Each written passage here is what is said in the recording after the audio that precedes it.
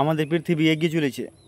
চীন উড়ন্ত গাড়ি বানিয়েছে, আমেরিকা মহাকাশে নতুন স্টেশন তৈরি করেছে, রাশিয়া জাপান জার্মানি সবাই প্রযুক্তির শীর্ষে। তাদের কাছে টাকা পয়সা ধন সম্পদ অর্থনৈতিক ক্ষমতা কোনো কিছুরই অভাব নেই।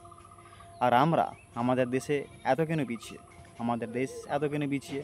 কারণ একটাই, আমাদের দেশের মানুষের মধ্যে বিভেদ সৃষ্টি করা হচ্ছে। হিন্দু মুসলিম মন্দির মসজিদ এনআরসি সিএ এইসব নিয়ে শুধু বিবাদ আর হয়রানি।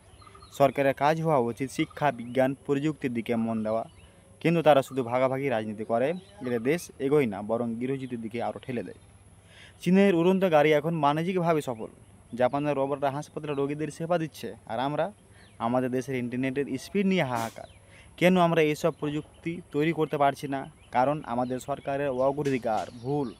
তারা শুধু শিক্ষা আর গবেষণায় টাকা খরচ না করে ধর্মীয় বিভেদ আর রাজনৈতিক খেলায় ব্যস্ত।